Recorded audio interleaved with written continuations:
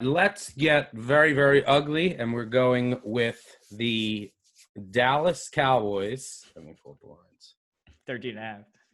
Dallas Cowboys plus 13.5 at BetMGM for the contest. Doesn't matter, but there's shop around. You might get some Steelers late money, but there's some 14s out there. I bet 14 earlier today. I make this look. You're going to either have it's ugly with the Cowboys. You're either going to have Garrett Gilbert or Cooper Rush starting at quarterback. Only upside compared to Ben DiNucci. He didn't really do much last week. So you still have a very young quarterback making his first collegiate start.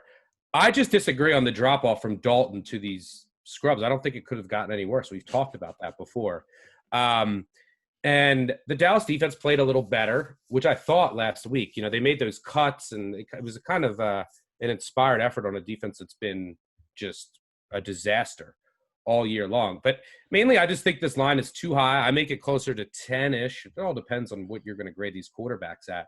But it's also just a miserable spot for the Steelers. Third straight road game, right? They're coming off wins at Tennessee and then at Baltimore.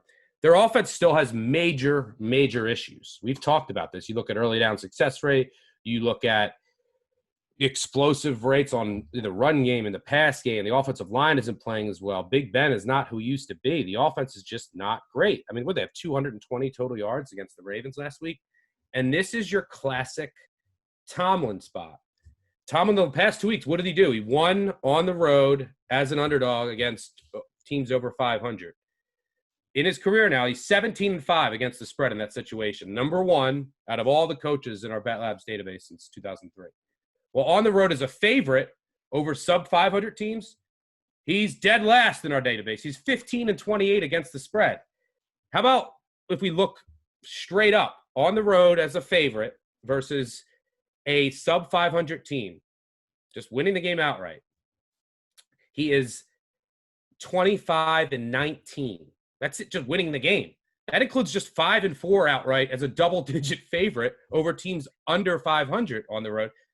All that dead last in our database. Negative 21% ROI. How about on the road straight up as an underdog against teams that are over 500, against winning teams? 15-7 outright, which we've seen the past 2 weeks. 70% ROI. That's number one. He's won 68% of his games on the road as an underdog against winning teams compared to 57% on the road as a favorite against losing teams. And it goes back to, look, you could dig for trends for days and come up with backing for a play, but this fits one of the few narratives I really believe in the NFL. Tomlin is your rah-rah coach, and that's one of the strengths of Tomlin. He gets this team fired up. It's us against the world.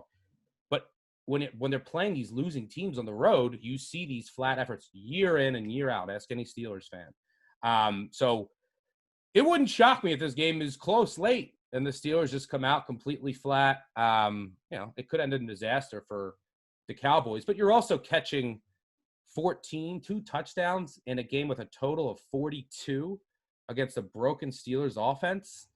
If you're looking for more trends, bad teams that have won 20% or fewer of their games that are catching double digits since 2003, they're 115, 83, and 3 against the spread. That's 58%. November on, they're 61, 39, and 3. That's 61% against the spread. So what's that say? Especially later in the year, is you're just getting some value on these teams that no one wants to back. And you have a team in the Cowboys that's 0-8 against the spread. Only one other team has been 0-8 against the spread since 2000, the 2003 Raiders, I believe. Meanwhile, the Steelers are 6-1 against the spread. So you have this team that keeps covering, and they've been fortunate to do so in a couple games. And then you have a team that hasn't covered yet. I think it's a great buy low, sell high spot and a classic Tomlin fade spot. And ultimately, I think the line is inflated. So I'll take the 2 touchdowns with Dallas at home. It's ugly, but that's where we're going. You kind of summed it up. I'm just glad you took it so I didn't have to, because it's the right play, but it's so ugly. I have in Bet Labs, set up here.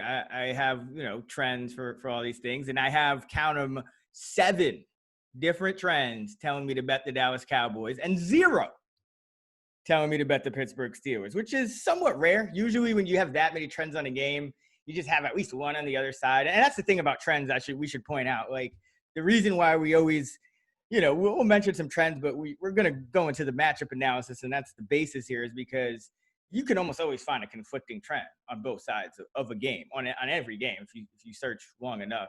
But everything is pointing to bet Dallas. Teams just don't go this long without covering. When I put this in my model with the two quarterbacks, I got a 15.5 though. So like the only thing telling me not to bet it is my model. Yeah, I mean, look, the trend searching, it's just something I believe in. The trends just back it up. Also, buy low, sell high spot, which I'm always trying to do in the NFL. Steelers offense has been broken. I'm always a sucker for a double-digit home dog in the NFL, which has performed well historically. And then I'm getting one at 2 touchdowns at a total of 42. So hold your nose here. I'm taking the Cowboys.